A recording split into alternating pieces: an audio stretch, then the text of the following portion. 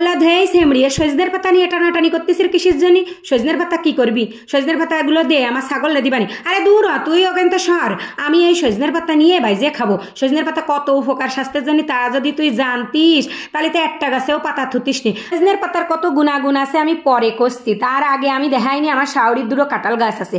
আজকে সেই কাঁঠাল গাছের কাঁঠালগুলো ভাগ করা হবে, তাই তুই বলে সহাল সহাল রেডি হয়ে চলে আইসি টাউন হলের বাড়ি। টাউন হল ময়দানের ওখানে কিন্তু আমাকে একটা বাড়ি আছে, ওই যে যশোর কালেক্টর ওই পাশে টাউন হল ময়দান আছে না, ওহনি তার দুটো কাঁঠাল গাছ আছে আমার শাওরি সৌর লাগাইলো।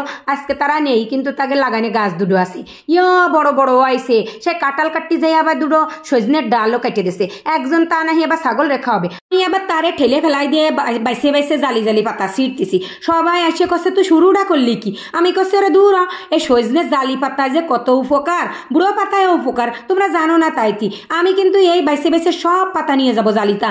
এই পাতা বাড়ি নিয়ে ডক করে ধুয়ে বাঁচবো, বাইসে ডাল দিয়ে রানবো, আবার বেশি এর জাল পেঁয়াজ দিয়ে বাঁচবো। দেখো কত গাছিকটে জোগাড় করেছি, 2 দিন ফেলাইয়ে খাবো। আমি কি একা খাবো না, ওর পাড়া প্রতিবেশীকে একটু একটু দেবো না? ওরে সজনের পাতা বলে কথা, যাতে উপকার হয় তা কিন্তু সবাই মিলে খাওয়া যায়। এই দেখো সে কাঁঠাল কিন্তু কথায় কথায় সব পাইড়িয়ে ফেলাইছে, আমি তো সজনের পাতা নিয়ে টানাটানি করতিলাম, এই ফাঁকে সব কাঁঠাল পাইড়িয়ে এক জায়গায় দোলাই রেত হয়েছে। তা ঠেকতেছে না কত কাঁঠাল, আসলে এত কাঁঠাল যত কাঁঠাল হয়েছে আমার শাওরি সুয়াল মেয়েও কিন্তু অত দুডোয়রে বাগে পড়লি তাই কটটুক যেয়ে পড়বে না, একদম এই মাথাতে ওই মাথায় যেয়ে পড়বেন না। তা বাক করা শুরু করে দিয়েছে, একটা একটা করে সব চারিপাশে থিয়ে দিয়েছে। 5-6টা সোয়াল মাইয়ে গাছ লাগাইছে, দুটো কাঁঠাল হয়েছে এই কয়টা, আবার বাগে পড়বে না দুডোরে। তা যাই হোক লাগাইছে তো বছরের একটা শীষ খাওয়া যাবে না। কত মানুষের কাঁঠাল এখনো পাহা ধরিনি, আমাকে কাঁঠাল কিন্তু পাক ধরা শুরু হয়ে গেছে, পাহা শুরু হয়ে গেছে, মানুষ চুরিয়ে নিয়ে যাচ্ছে।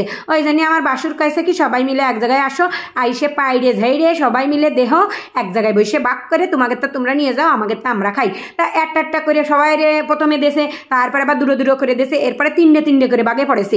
এত বড় বড় কাঁঠাল যদি 3টে করে বাগে পড়ে, আর সেই কাঁঠাল বাড়ি আনার পরে যদি একসাথে পাইয়ে যায় তাহলে কি এর খাতি হবে না? কও পাড়া প্রতিবেশীকেরা দিতে হবে না? সবার বাগে 3টে এর কাঁঠাল পড়েছে।